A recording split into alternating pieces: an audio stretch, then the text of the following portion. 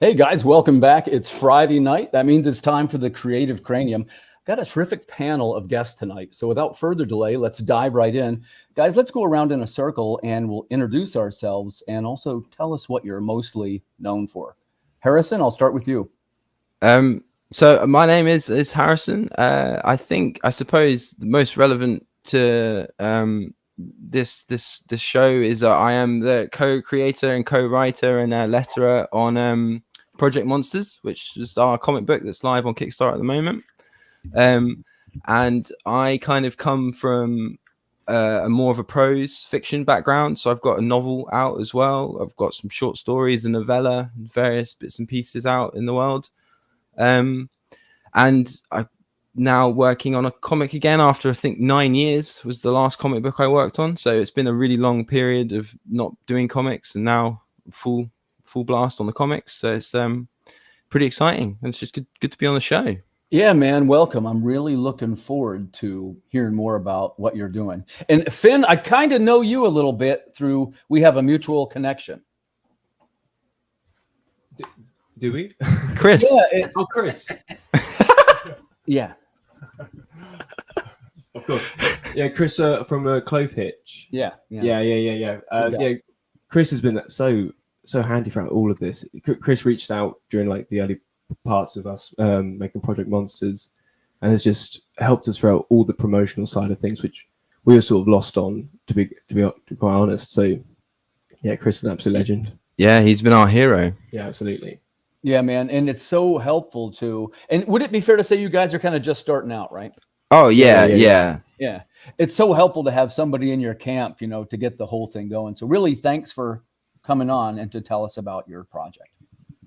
Yeah, absolutely. Yeah, this is going to be a good time. Christian, always a pleasure to see you. We know each other. Tell the viewers who you are and what are you mostly known for? Yeah, my name is Christian Douglas. I have a studio called Unpopular Studio. We're making, this is going to be our 10th year doing comics, and it's a 7th book as a writer, 4th one we produce. And I think I'm kind of best known for being the guy behind the Unpopular label. So we have Popular Comics, Popular Novels. So we have a couple of things going on. And we're going to have a Kickstarter on Thursday, the 18th, July 18th. So beware.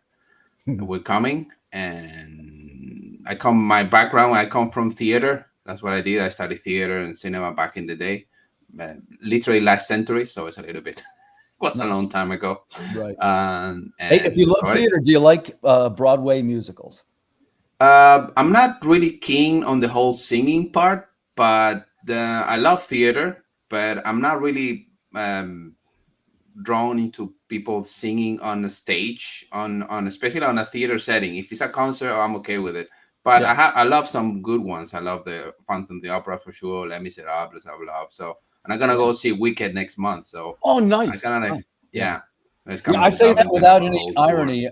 I was talking to Travis Gibb about this. I unironically love Broadway musicals. Well, not every single one, but the ones you mentioned are great ones. Yeah, of course, those are really classy. You cannot go against them. But I know it's always weird. I remember when I was doing it because I did like Grease. I did. Oh my God! Yeah, I'm telling you, one of my all-time favorites is Grease. Yeah, and if for those of you who don't know, I'm a bassist myself, so I do a little bit of playing. I've been in a couple of little shows. And it also happens to me when I see like a Disney movie and they say, "Oh, they're gonna start to sing." So that's this weird thing to combine both. But hey, if you do it well, the thing, because I would say that I think I have way too much respect about that, because it's very complicated to make a piece of drama or a piece of comedy to go with a good music behind it. It takes a lot of talent to pull that off. So have you guys seen Pitch Perfect? You Pitch Perfect fans? I don't know if you guys. Yeah, I know what that is. Phenomenal. Like they're just unbelievably talented to do something like that. I unironically love Pitch Perfect. Yeah, listen, musical stuff, man. If you get me off the track, I'll talk about music the whole night. Like I was saying up to Travis Gibb. Do you guys know Travis Gibb by any chance? No. He's one of the indie supporter guys. He's a publisher. He runs Orange Cone over there. And he and I talked about this, where it's kind of fallen out of favor, right? But if you look back at them, some of them are really, really good. And it's okay to sort of embrace these underground musical classics. Things like we talked about Grease and West Side Story, and Yeah, Hair was on our list that we talked about. that's one of my favorite ones here for sure. Real good stuff. So let's dive right into our questions, right? Finn, I'm going to start with you. So this is Warped and Torn Comics, right? Yeah, that's the name. So the first one you're publishing yourself. What are you going to do after you publish the first issue? So we're planning to after we promote the first issue and publish it out, we've got a second issue planned. We've got 6 issues sort of planned and thought out that we're sort of thinking about exploring. We got an amazing sort of team of dynamic characters to explore that we're quite excited to see. How many issues is it going to be? Our first initial idea is 6 issues for like a first volume. Well, that's a pretty sizable first line. What are they, 24 pages or so each one? 20. 20. We were going with 20. Yeah. Okay, gotcha. Yeah. So that'd be a pretty good volume. And so Harrison, what do you think? Are you going to sell this then as a graphic novel? Let's say you get all 6 issues done. What's step 2? I mean, I think that's almost a really good question for you guys in terms of you know, I don't know, because firstly, I don't even know if we're going to make the first issue, if we're going to hit. Right. Well, hey, you're doing the right thing, right? Which is by, starting the motor and getting the darn thing. Yeah. Christian, I'll let you take this one because I do graphic novels too, right? Yeah. Generally speaking, the deal is you get 5 or 6 issues together. In my case, it was 5, and you go for like a roughly 100, let's say 150 page volume. Yeah. Those sell in the price point of mine's $30. Yeah. Yeah, exactly. That's a sweet spot too for us. Yeah, and the thing is that I started the first comic that we did back in the day. That was I mentioned before, like 10 years ago. South G Web, and we the first idea with the comic was, okay, let's do like 100 pages, 120, blah blah blah. But the thing is that the artist, wasn't ready for it. The label wasn't ready for it. So at the end, what we did something like 30, and then everything else we put in a novel. So, and we kind of like tapped 2 markets at the same time. It was fun. What do you mean by that? Crazy. What do you mean by 2 markets? Yeah, we did the novel market and the comic market, because normally people who read novels don't read comics, and vice versa. So, right. Yeah. So this is Unpopular Studios, right? Is your imprint. Yeah. And so how many volumes do you have that would qualify as a graphic novel? For this one, we're gonna have 4. Okay. And our plan is to first release the 4, and then because we're gonna do one of those long extended single issues, it's gonna be like 32 pages. So our idea is like to go like we talk about like 120, 130 pages, and then we do the trade back with the 4 of them, and that's the idea. And I would say that it's a good model. Is to do it once, sell it forever. So it's a good way to finance also the whole venture. Right. It could be sort of the it's like the key piece of your publishing lineup, right? So yeah, for sure. Let's jump over to Finn. So you have this idea, you're going to make this comic. It's 20 couple pages. The first issue, like, are you doing variant covers? Tell me a little bit about how you're making this thing. Yeah, so we have an original cover, which is sort of like a beachfront with dinosaur footprints that slowly turn into human footprints of these sort of like shape-shifting dinosaurs. So if you head down, I think on this page, we've got the pages at the bottom. You can just blow through a lot of this.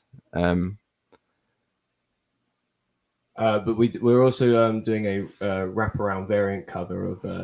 Nice! Oh, that's a cool one there. Yeah, so that's the original. But our variant wraparound.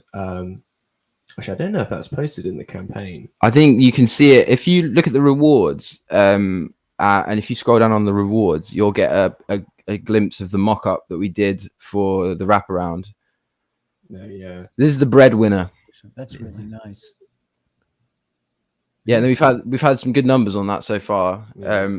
But so we've kind of we've got 2 covers basically. And the wraparound was an accident. The wraparound was originally going to be our splash, and for the page, the page 2-3 splash, but then we decided not to do that. We changed our minds sort of midway through. Yeah, we just felt that it was more impactful as it was really works really nicely to cover. Yeah. I love wraparound covers, and I don't know. So you guys are shipping then from? Yeah, this has been a bit of a pain point for us. We've discovered because okay, I'm going to ask a question about that. We're going to go slightly off topic, but it still counts as publishing, right? So I got to guess that you're drumming up some American customers, right? Oh yeah, this has been the real thing we've been told and warned about and realized a bit too late. Not too. We figured it out, but basically it means we're shipping and printing in the UK. And if we want to ship to the US, just a 20-page, like the standard edition, it's $50. Yeah. Yeah. So, but we're only charging $8, and we thought that was expensive for shipping.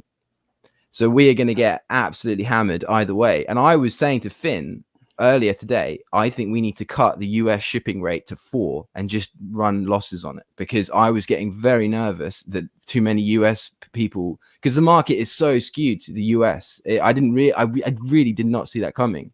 Yeah. And shipping is one of these pain points that, we have never fulfilled orders like this before. I get it. So Christian, what's your 2 cents on this? You're going to ship international too. I'll go last.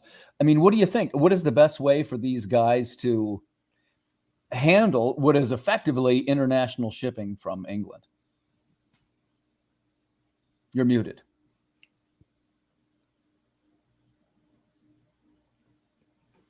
I got your mute button on, buddy. It isn't because of me, though. Yeah. I'm sure it's a good answer. Yeah. We can't hear you, buddy. Oh, no. Well, I'll tell you what. I'll give my answer while we're waiting on him, which is that I would take a look at setting up some kind of... have the audio off. Yeah. Okay, there you go. You want to answer the question? I was going to say, I was saying, sorry, my bad. That you need to have like a printer in the US and a printer in oh my God, that's the way to go, dude. That's the way to go. That's something we're gonna try first to do in this one, and we finally got a deal with a body of ours that's in the States, and we have also kind of like a deal with a body of us in Japan. So we have. Do you get a lot of Japanese orders? Not for this book, but the previous book was translated and is published in Japan. Wow. So, yeah, the Punk Droid one. Yeah, I sell a couple in Japan. What translate? All translate? You'll get it translated into Japanese. Yeah. Yes, wow. the distributor does it there. So not so much order from Japan in English. Of course, we do it in Japan. You have to sell in Japanese. But we had a lot of orders from Australia, and a couple of them from New Zealand. And of course, shipping something from here to New Zealand is like mental. Right. Yeah, I had to ship a novel of mine to South Africa the other month, and it was insane. And it took about 3 months for it to get there as well. Oof. I couldn't believe it. So let me ask this question, ready? The first thing, I'll just parachute this in there, which if you hire an outside fulfillment company, right? Like, for example, Comics Wellspring does it. I'm not shilling for them, but I've done it with them once and it went smooth. And you pay a little bit for that service. Yeah. But the truth is, even if you still paid for the service, you'd still end up spending way less money than if you spend it all at the post to get it across the ocean. Like if it was 25 to 50 customers, I don't know how many you have, but anything over that I would do, because I think you only need 25 books to start an order, I think, something like that. Yeah. So really? That's what was that? Comic Wells? You'd recommend them? Yep, it's Comics Wellspring. If you want, you can reach out to me after the show. I've used them a bunch of times, and I've used the fulfillment. It works. Okay, and so does that mean that when you're doing your postage and rewards on the Kickstarter, are you then able to just set like a one uniform price no matter the location with someone like Comic Wellspring, something like that? Well, yeah, but you really have to do that before you do the campaign. So we're a bit too late. Yeah, so I don't know.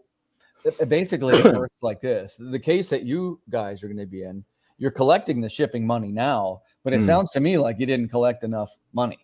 Yeah. So anything that's, this is one man's opinion, you understand, feel free to ignore me. But I would say anything that goes to the US, I would print it here and fulfill it from the US, because you'd be paying like $4 each to send it right. What they do is they print it right there and send it to, Pennsylvania, California, wherever. The shipping's much less. Yeah. Okay, Anything cool. from the US and Canada too, obviously. Yeah, for sure. Right. Yeah. In Canada isn't actually too great, but I mean, it'll still be less than if they, they're doing it across the Atlantic, for God's sake. Yeah, And we that's all gonna been be- there, so don't worry, guys. Don't sweat it. We all been there. Because the other thing as well, I'm just realizing we can't even do that because our special edition is we bill it as it being signed by us, so we're kind of duty bound to have the thing. I didn't realize, man. Yeah. Now listen, but that's only the deluxe one, right? This is one man's opinion, but I would do that, which is if there's a certain level of customer for me where if they buy it, it gets fulfilled directly from the printer. But like the top 3 levels that come with the signed collectible, which in my case, it's like a little thank you card, and I write like a note inside and I sign it. And that one, I either I bring those and fulfill it from my house, but I might only have yeah, exactly. Through 5 or 10. I think this one was 10 or so. Yeah. Now I have done stuff too. Like in one case, it depends if it's signed or not. Because man, if it's signed, you got yourself in a bind. Because the truth is, if it's like a sticker or something, you could even mail the sticker to the company, and they'll just put a sticker in every order. Right. So you could do what they call a tip-in, which is like a card of some kind that has the signatures on it, and that you send that to the printer ahead of time, and then it goes in 100 books or however many. Oh wow! So there are options for that sort of thing. Yeah, and hey, look, I'll be glad to help you guys do this. And I'm sure Christian too. That's one of the things that we do is we fulfill these crazy international orders. Hey, by the way, he just got one. I got one to Ireland, so it works, right? Yeah, yeah. And the idea there is to be something like that for like our US buddies to do in Europe. So that's what we do with our thing now. We have a friend of ours in the States, and he covers that market, and then we can cover for him Europe. So it's a good exchange, I think. Yeah, that sounds like a really healthy kind of like proper community sort of effort. Yeah, that's awesome. Yeah. Really cool. Well, and let's circle that back around to the publishing elements, right? And I sometimes say things like this, and I just want to hear what you guys think, right? So you have this plan to launch the first issue by itself, Finn. And then it's going to be, let's say, 5 to 6 issues in some kind of volume. That's the long-term plan, right? My next question is, do you then try to sell that property to a larger name publisher? I mean, we're having a lot of fun promoting it independently. And I think we, in a sense, kind of, I enjoy the ownership in that sense. So we know that we can market it in our way. But obviously, if we were offered... If we were offered any money, I would probably be like, yeah, sure, let's go. Like, I think if I've had a lot of experience with like traditional publishing with prose and novels, and I don't hate it, but I loathe it.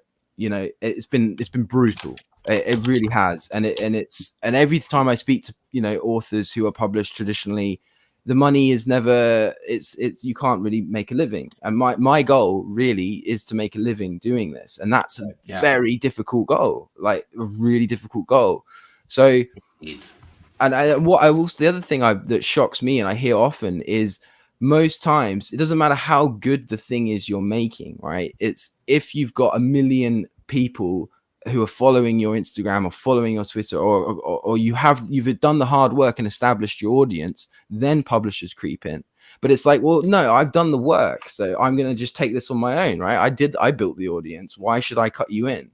But really is I want to cut a publisher in if they can help me build an audience. But that doesn't seem to be the way the world in this area works. And I'd be really interested to get your guys' thoughts on that. Yeah, let's hear from Christian on that. Like being with a publisher is not always a guarantee of a payday. But go ahead, Christian, tell us what. Normally, what we do or our plan is to have we're gonna control the market. In this case, it's gonna be Ireland and the UK, and all the English-speaking people in Europe, because we get order from the Netherlands, we get order from Denmark, we get order from Sweden, stuff like that, and in Germany too. And then for whatever other language or whatever other market, we're gonna have to partner up with a publishing house there. And the thing of the audience, I totally agree with you.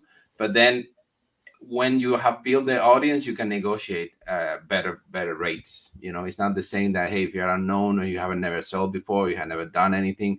But if you already raise like us something like 50K or 60K on Kickstarter, and you have a dedicated audience, you can sit down the table a little bit with a slight advantage that a novel author wouldn't have. And you kind of know which are the prices. You're gonna know how much it costs printing. You're gonna know how much you're gonna spend in marketing. So it's more complicated to bullshit you know. So I think that, again, I'm not gonna say this is the way to go, but this is the thing that we have seen is the best way to grow your niche, because you cannot be all in everywhere all the time. It's impossible. So you need to let go certain things. You need to, like we were talking about before, like Japan. You need to have somebody in Japan who deals with that, because you cannot be everywhere all the time. You know, you need to focus on the things that you can control and the things that you are close to you and that you know the best, and trust that you're gonna have good partners in the other markets. You know, I think that's the best way to go. You know, especially if you have your buddies. For example, I have a huge luck that the guy that does in the US, I know him, so exactly, like easier. Yeah, and the guy that does in Japan, I know him too, so it's kind of like easier. I trust my friend, no, but at the end of the day, you need. If there's a whole saying that if you're gonna go far, go alone. But if you're gonna go, you know, like if you want to be easy, you want to make it easier your trip, you have to go with people, you know. So you need to have people on your team for sure. Yeah, and let me ask you, how do you find your guy in Japan, or was it you worked together on a project? We know each other from back in the day from New York. And the thing is that he married one of our club. He married a girl from Hong Kong, and they went to live in Japan. So I said, okay, it's gonna be my big point there, you know. So I was kind of lucky in that sense. But I think that especially in the indie community, you're gonna get to know people. You know, if you are in the community for a time and people see you're for real, you're not a hack or you think you're gonna reinvent the wheel.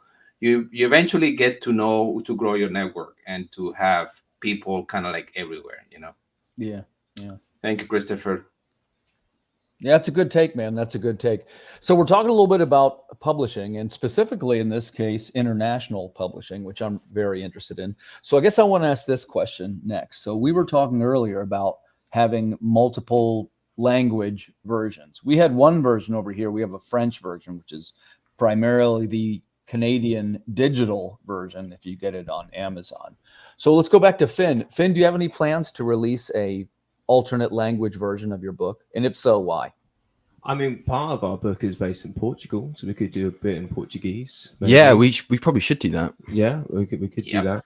I mean, I suppose we want as many people as possible to read the book, so it would make sense to translate the book in as many languages as possible, as hopefully, obviously.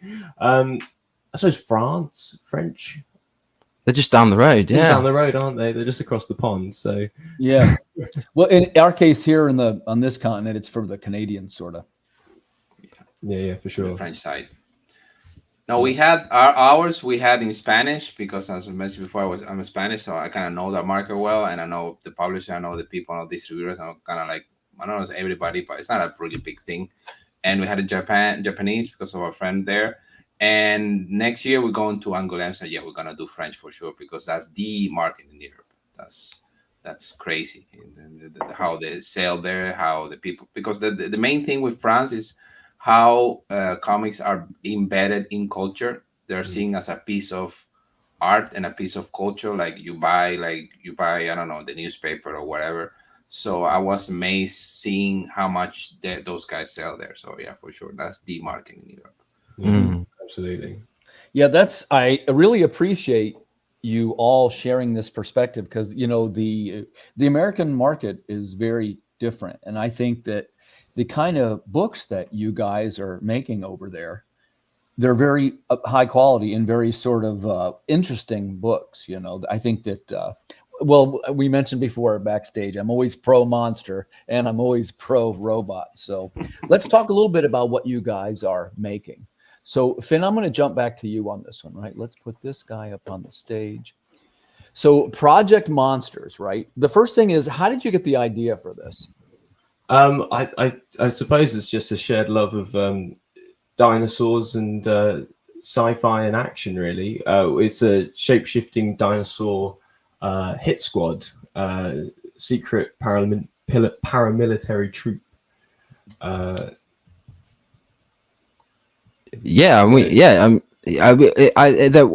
basically went up to Finn and was like, I really want to write a comic book that has dinosaurs in it. How do we do this? Like, that was literally, and I mean, we could talk for hours about this, but the whole thing is this is just the amalgamation of every piece of culture I consume from the ages of like 13 to 18 that just sat in my brain and is now kind of blossoming. And it took kind of meeting Finn to really make the whole thing work, because Finn has a much deeper knowledge of comics than I do, I'd say. And I think he kind of brings this grounding to a lot of my sort of slightly more zany, silly, I don't know, we have this weird kind of partnership that just seems to work, and we've somehow chiseled out this idea. Yeah, that's kind of cool, man, because you have the ability to work together and you're localized, right? Yeah, he's right in this room with me. Yeah, that's really terrific. It's a little bit more like being in a band. Yeah, no, that's a perfect example. That really is. It is like being in a band. And what's so funny as well is having a writing partner and just a co-creator. We do it with not just the comic script or the comic or whatever it is, or the letters or whatever. I'll write an email and I'll sending off an email to the artist or something, and ask to Celso, and I'll say, oh, Finn, can you just read this email? Like, is this all right? Like, we're at that level of kind of checking each other and making, I was panicking to him this morning. I was like, oh, the Kickstarter's not doing well. And Finn's like, chill out, man. That feeling's normal, brother. I'm glad to know that I'm not in it alone with this kind of panic-inducing. I dreamt I was Spider-Man last night. Well, I think it looks terrific, man. Project Monsters. I definitely recommend some viewers go over there and check it out. That's a call to action. It's live on Kickstarter right now. Like I said, I'm pro Monster, and first of all, we got to try and represent our international comic creators. Well, I mean, and the team is very international as well. So Finn and I are obviously in the UK. Celso, who is a Brazilian comic artist, and our colorist is based in Russia. So we're very wow, that's really cool, man. Yeah. Okay. So you guys got the super international team going. Yeah, it's so much fun. Just working with, I just love it. I love working with people from all over the world. It's one of those things, and it's basically fully remote as well. And we get emails. So I know 4 a.m., 3 a.m. is when I'm gonna get some new inks through the letterbox. It's so funny. So I'll wake up, feed my cats at like 5:30 in the morning, and I'm just blurrily looking at my phone, being like, Finn, did you see the sketches they've come through? It's it's so much fun. Man, I'm so happy that you're enjoying the ride, because that's the main thing, man. Enjoy the ride. It's the most important thing, for sure. So I tell you, this gang over there at Unpopular Tales, they're making some quality books. Pinocchio, am I saying that right, Chris? Yeah, Pinocchio. Yes, it's like Pinocchio, but it's a girl. I think. Do you have the trailer, Timothy, by any chance, or you want me to give it to you the link? Because that's that way they can see the whole actual thing. Okay. I don't know. Okay, if you don't have it, let me just 2 seconds. I give it to you. But but it's this, as I mentioned before, the second number of the popular student popular tales, and the whole idea with this is want to bring back the spirit of the classical folk tales, and to give it a 21st century spin. So what will these guys be writing if they were alive today? For example, Claudio Collodi, who is the writer of the main important piece this is a 19th century book. It was published in 1884 or something like that. So it's an old piece. And okay, so just watch the video. That's self-explanatory. Okay, you guys ready?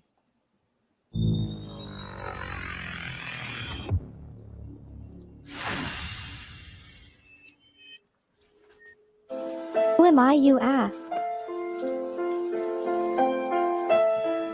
I was created in the middle of nowhere, surrounded by the waste of a dying world. I was bestowed with an insurmountable task: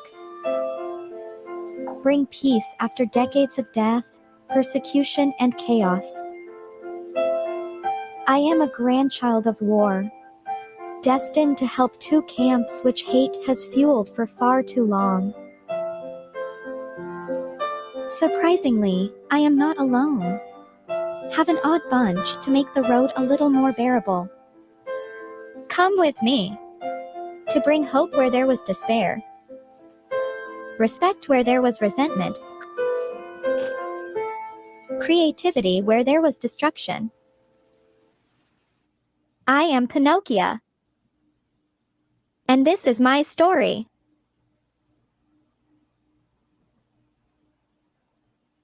Yeah, it looks good, bro. Wow. It looks really good. Nice job on the trailer. Thank you, sir. Nice That job. trailer was a month of work. Yeah, you trailer? animated. That's like crazy, man. So who does? First off, let me ask you one or two questions about the trailer, Sure. and then we'll get into Sure. Pinocchio a little bit. So when you are making your video, first of all, who makes them? It's a combination from a buddy of mine and me. I'm kind of like an animator on the side, but I normally do 3D. I'm not that good in 2D, so I need the help of my buddy. He has a studio, and so he helps me with the 2D part, and I do all the rest. I do the music and I do the voiceover and etc. So yeah. Okay, gotcha. So So you're doing effort, some of the. How many people on the Pinocchio team? On the book, it's only Claudio and I. So Claudio Sanchez is the artist. He does everything: the ink, the coloring, and the pencils. And I do all the writing. I also say that I do everything except the the art, everything else. And I have somebody from corrections to like double check everything I write is proper grammatically correct. And I also have another guy for layout. So let's say the whole team is like 6 people, because we have also somebody who helps with the marketing part and all the images for social media. So 6 is my team. Yeah. Impressive. It's a lot of work getting done for 6 people. Yeah. So and do I understand correctly? So you speak 3 languages actually. You speak English, Spanish, and French, was it? No, I don't really speak it. I kind of like understands a little bit French and Italian, especially if you speak Spanish. It's like Portuguese too, you know. You kind of there. Those the other are easier, quote unquote, easier. But yeah, for sure. Yeah, I'll make you linguistics, so yeah, languages are on my thing. So yeah, interesting. Okay, so let's jump back to Finn, right? We're talking about publishing. So let's say that you have your first couple of volumes out. Would you say you're more inclined to keep going down the path with this story that you're doing now? Or are you going to try something new? What's going to be the next step for you? I mean, 100%. We would like to keep Project Monsters going on as long as we possibly can. We think it holds legs to be a long story, but we got lots of other ideas in the works, haven't we? Yeah. We've got a robot wasteland story, road trip, 7 Samurai. 7 Samurai inspired. This one, I think the quick pictures that it's the end of the world. Robots have inherited the land. There's one last living human heart that's kind of being kept alive, and this guy employs 7 of these ragtag teams to bring it from one end of England to the other. And that's called Heart. So I think that was one of our plans. And he's got a secret project that I am not allowed to look at as well. Yeah, I'm just because Harrison's really big into prose writing, and I've not really ever ventured in writing before. This is sort of my first time into it, and so I wanted to sort of get my own legs into writing as well. So I'm working on my own project called Reign, which sort of follows a lineage of a kingdom almost, and each story is a different king and queen or monarch. nice. Sounds interesting, man. I'll follow it. Hey, before we move on to a question with Christian, you know, our buddy Brian Rodman couldn't make it tonight, but I promised him that I would give him a shout out on the show. So, you know, he's got this new book that's Memoirs of an Angel, The Gray Pilgrim. It's live on Kickstarter right now. Looks like good stuff, man. Brian's a heck of a nice guy. Wish him every success with these projects that he's doing. Quality writing, quality material. Please go over and check it out if you're so inclined. Sorry you couldn't be with us tonight, Brian. Hope you get well soon. Looking good.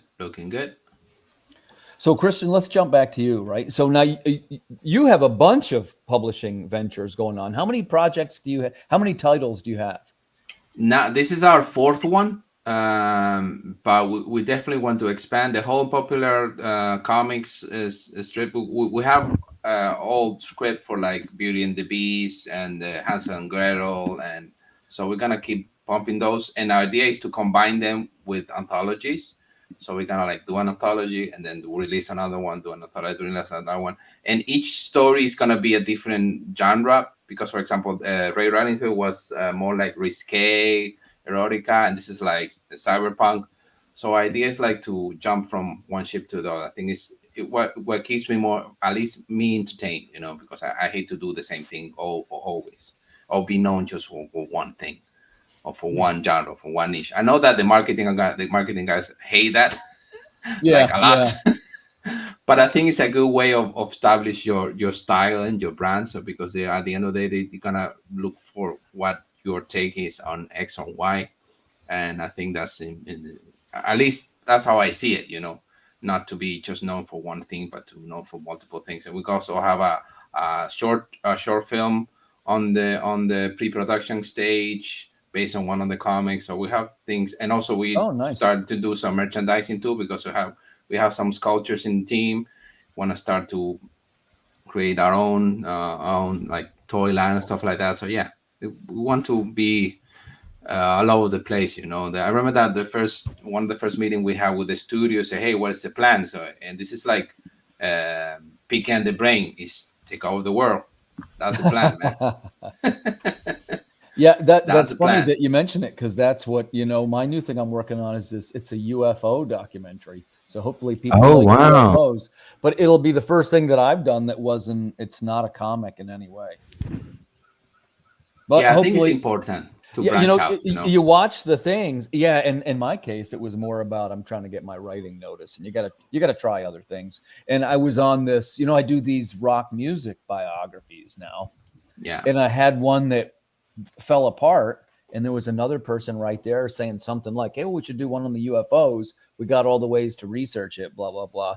And then, by the way, if you're watching, one night a month now will be Creative Cranium Presents UFO night. And we'll have like comic makers come on. And I don't know if anybody are you UFO fans in this group?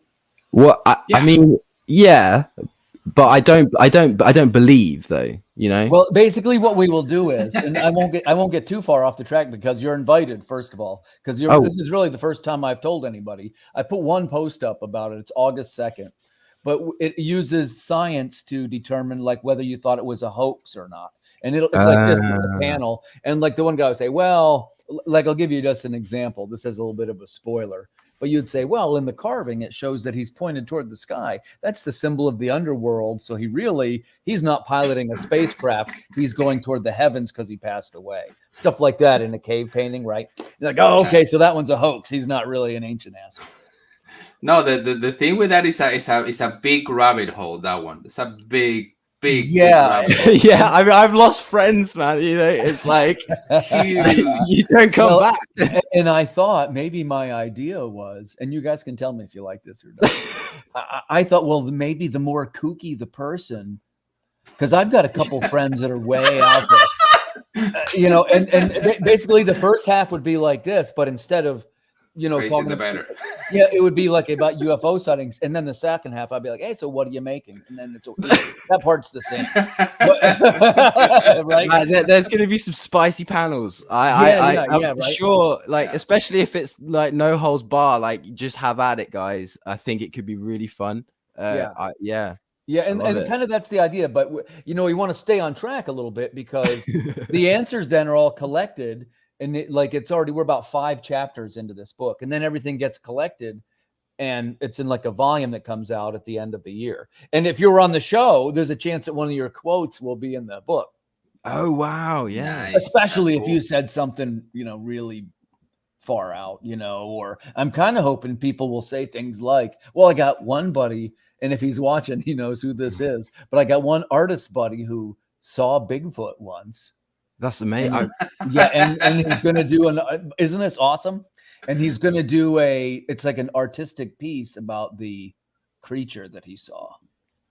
That's Damn, dope. okay. Right? Yeah, that's what I say. It'll be fun, and then of course we'll talk about the stuff, and then I'm sure other people are like, man, there's no way that happened because there's always going to be another side, you see. Yeah, I kind of, to answer your question, kind of also I kind of believe in aliens, but not the green space guys. So I think that I think Cameron has something a very good take on it. I think they have been here for since forever, but they're like living the way in the depth of the ocean, so we cannot really see them. Yeah, And I saw nowadays that one too. we have some confirmation that they have contact. Like they were admitted some years ago. Well, the Christian, US, I hope you will come to a UFO night, and that's exactly the kind of thing that we're going to talk about. And as we were saying, one of the things is we're trying to like diversify our writings and to try and get known out into the world for our published projects. Again, our topic is about publishing. So I'm going to jump back to Finn. What are some things that you are doing with this campaign to get people to notice what you're publishing? We're sort of posting everywhere. It feels like we're posting on Instagram, Facebook, Twitter, Going on podcasts. coming on podcasts, absolutely. We've even started TikTok, which I think that one's is probably the trickiest one that we're trying to wrap our head around. Yeah, I always like to ask, which is giving you the best response? What site? I think Twitter so far, just the interactions on Twitter have been really, really insightful. Facebook's been fantastic as well. Right at the beginning, Facebook was really, really good. And Instagram as well, to be honest.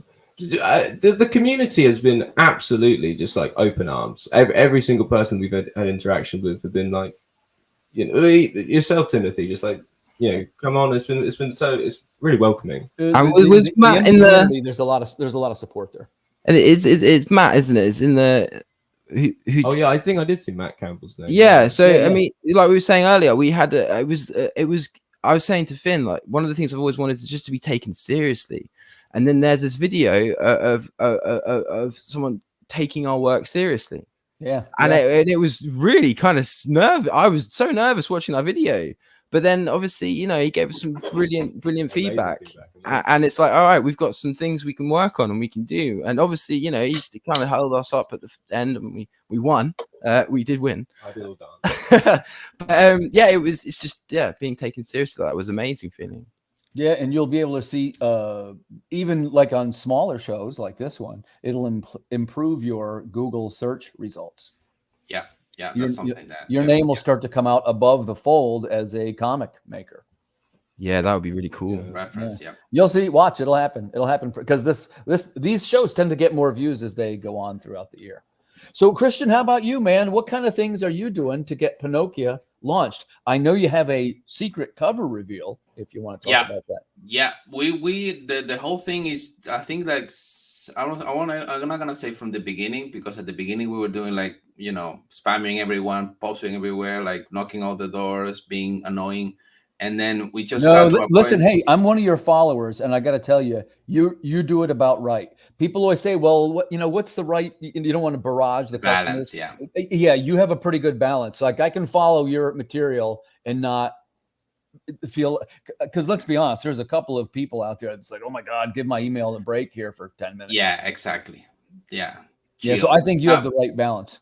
And there was when we started the studio, because we didn't start the studio first. We did first like the comic side of thing and the published side of things. When we started the studio, we said, okay, we're gonna be real about like marketing and PR and do it in the right way. And so we read a bunch of books. We did a lot of courses. We went to seminars, and at the end of the day, we were lucky because we have a friend of ours, Dylan, who is a fantastic marketer. He gave us a lot of points. We did his training, and also we've been doing all the training with Taylor, with James. So we did a lot of like, hey, sit down, listen to people who've been doing more or know more than you, and we'll be building our mailing list. Maybe that's the key. I always say, everybody, that's the key. That's the 2 words you need if you want to make a business out of this. Mailing list, leads, clients, customers, not fans, not supporters, not people who give you like in your webpage. That counts to nothing. You need people who buy your stuff. That's That's great what advice, you man. really That's need. great advice. And I truly believe it on the something like Tim Ferriss says is the 1,000 true fans. That's what you need. You need just 1,000 people that every time you release something, they buy it. No question asked. Right. That's what you need. Yeah. And that takes time and money.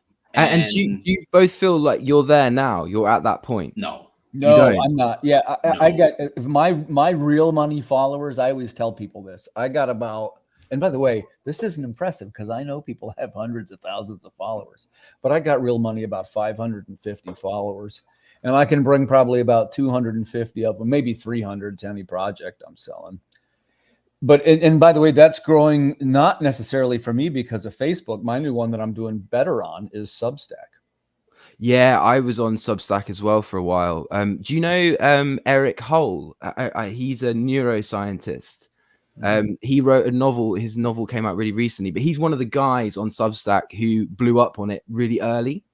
And I was emailing him a lot and talking a lot about his first novel. And he was saying, you know, the idea I got from it was like Substack is the way. But I found I couldn't commit to writing at the frequency that Substack kind of demands. Right. Because it's one of the things is your consistency, right? You got to do something once a week. So I've been doing a little bit less on Facebook and a little bit more on Substack. That's how I do it. And what is the content that you're writing on the Substack? I do too. I do. Some of them are questions for creators that come from the show that we're watching right here tonight. And the second one is I do a weekly UFO column called Watch the Skies. And that one is the chapter is being released in a written format, and they're referenced and cited, if you know what I mean by that. It's like a library book. And then at the end, that'll all be collected to the anthology at the end of the year. And simultaneously going on with that, we'll have once a month, it'll be viewers' experiences. And I'm hoping to get, like we were saying earlier, some spicy stuff, you know? Yeah. Bigfoot stole my hot rod, that kind of stuff. If it's too crazy, of course, I probably, because I want it to be a serious work. Yeah, definitely. But, I'm sorry, I got off the track there. Christian, do you want to show the cover now? Yeah. So can you put up the first the one that sent you the cover one, the one that you don't really see it, because that's that's something we've been using a little bit on social media to like bump up the teaser image. Yeah, the teaser one. We do first like blurry, say, hey, what do you think it's gonna be? What are your thoughts? Well, I don't have any effect prepared, if that's what you're asking me. No worries. No, just show the one that I just sent you, the one without that you cannot see it, and then I say, hey, we're gonna ask you a question, what do you think it is? And then we show the real one. How about that?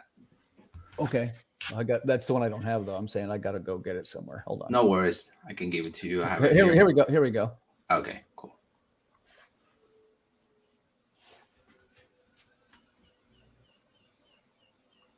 You guys can, whenever I'm not talking, sorry, that means I'm looking for a file. Feel free to talk amongst yourselves.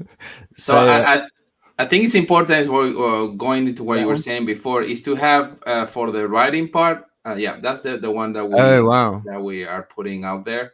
Say, hey, what do you think it's gonna look like? And then when we reveal it, we want to talk about, of course, of the creator that just guys mentioned him, because he's a fantastic asset, and we were very lucky. The thing is, he's a friend, so he's kind of like doing out of a favor for us doing those covers. But he, as I mentioned, he's a really, really high profile guy. Like really, he worked with Ridley Scott, he worked with Fede Martinez, he worked with like Oscar nominations. So he's like a really, deep. Dun, da, da, da. So that's this is dun, that's incredible, man. That's the work. So that's David Benthal. As I mentioned before, his latest project is Alien Romulus. So he's been working with Universal. Oh, the new movie. The new movie, for Fede Martinez, that's gonna premiere in August. He worked in Jurassic, the last movie of Jurassic Park, Jurassic World. I think they're the one that with Chris Pratt and all that. He worked in Love, Death and Robots in both seasons. No way. Christian, I love it. I love it, man. I love this piece. He's a master. You definitely need to check it out. And if you go, like, if you can scroll, if you like dive in, zoom in, you're gonna see all the details, because they're like crazy. he did. If you go like, for example, for the face and the neck, that's like crazy, because I wanted something like detailed that you can see the cables, you can see the parts, and you can see the chips. yeah. So look at that. Yeah, man, you really like, you don't realize it, do you? You've zoomed out and then you go in and it's like, oh my, like there's a proper expression there. It's like, wow. Yeah. And like, because she's made of was creating a dumpster, like very in a clandestine way, because of course mankind and robots shouldn't be together, because they have been killing each other for like almost a century in Animal Story. So Geppetto is like in a bunker in a dumpster. So he created her out of pieces he found in the dumpster. So and parts. So she's not done yet. So she's like very, she doesn't have really a face. It's you will see when you see the comic, and you can even see it on the image that we have. One of her legs is not complete. One of her arms is not complete.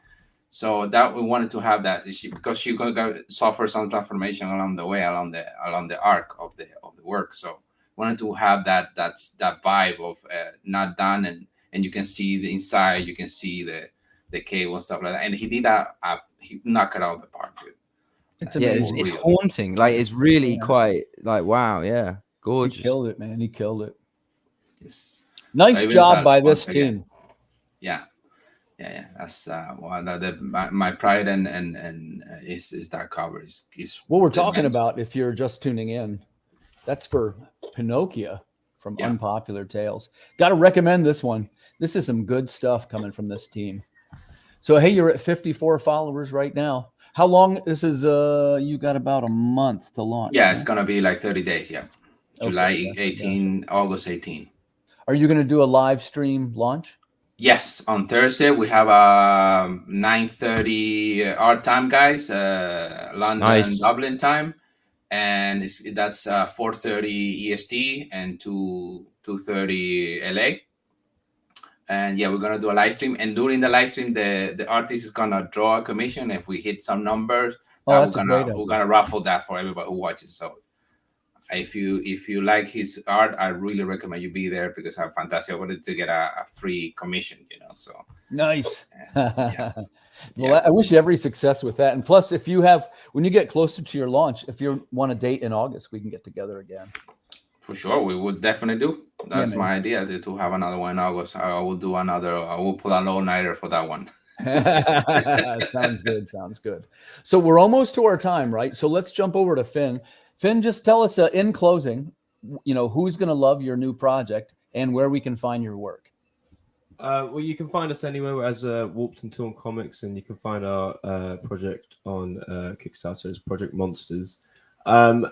We feel as though that everyone no, we got told off. We gave everybody the everyone pitch, and not everyone's gonna like this book, right? Like, we know that, but I think people who love dinosaurs will love this book. Like, fundamental. I had a wonderful chat with a guy on Twitter. We're just geeking out about dinosaurs, but I think the thing as well is it's a team book. So if you like the dynamics of a good kind of dysfunctional team, things like that, then you're gonna love Project Monsters. And these guys, when they get angry with each other, they explode into dinosaurs and fight as dinosaurs. So I think there's that element to it as well. A lot of pulp. Like we tried. Sounds great, man. It sounds great. I love the premise. I mean, dinosaurs, right? Exactly. That's kind of what we're getting by saying, and then people start asking us more questions, and then we start panicking. One of the things we'll work on, I'll help you guys do this. We always work on what they call the 11-second pitch, which is a little bit of an exaggeration. But basically the deal is, if you were on the elevator and you had to explain between the two floors, what would you say to the fella? And that's a whole exercise for another night. But I'd love to help you do that if you want. Oh, yeah, that would be grand. Yeah. You'll love it, because you'll start saying it all the time. Yeah. It's important to grab people's attention, for sure, nowadays. I think this is the hardest thing to do. Christian, I'm going to give you the final word, buddy. So tell us a little bit about who's going to love your new project and where we can find you. Yeah. So my elevator pitch is very easy. Imagine if Geppetto was not a wood maker. He was a robotic engineer in the future. And this is apocalyptic dystopian future in which we lost the war with the machines. So he's living clandestine in a bunker, creating a robot that's gonna bring people together and hopefully achieve some peace. So if you like Blade Runner, if you have Alita, if you like anything that Asimov ever did, you're gonna really love this one, you know. So Ghost in the Shell, all that jazz. So robots, artificial intelligence, conflict, dystopian, weird things, neon lights. Oh, for example, these numbers all in the dark, all in a night. There's only two panels that you see the daylight. Everything is always on the dark. Because that's how they work. They use the light to recharge themselves because they use solar power. So that the night is when they become active. Nice. So if you like any of those things, Mad Max, Alita, Ghost I in the love Shell, all really those things that you just mentioned. I will definitely be. So you're gonna dig this one. It's a work that's been going on for years. I wrote it something like 6 years ago, and it's been in the back of my mind since then. And as I mentioned before, it's the first number. You're gonna have 3 more. And I will definitely check it out, you know, if you like any of those things like robots or artificial intelligence. And it's the thing is that when we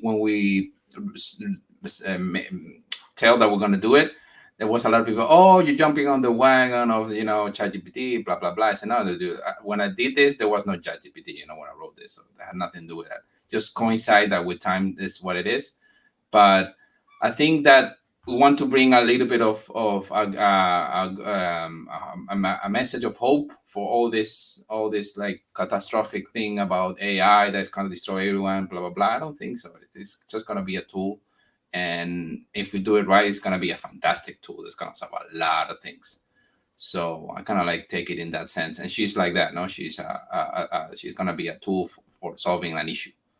That 2 camps that are irreconcilable, that they cannot talk to each other, just been killing for almost a century. It's going to be the bridge that brings them together, because the whole idea is going to be revealed later on that she has a mechanism that when she's in presence of humans, she looks like a human because she have these nanobots that creates kind of like a skin and hair, and she kind of look like a human. So it's going to be a lot of fun to show that too. Nice, man. Well, I know you guys have a reputation for making high quality products, Christian. Thank you, sir. I'll definitely be following that. That just about wraps it up for tonight. I'd like to thank my guests for coming on tonight to talk about publishing goals. And I certainly wish you the best of luck with these products. Other than that, we'll see the rest of you guys next Friday night at 10 o'clock on the Creative Cranium. See you guys. Thank you.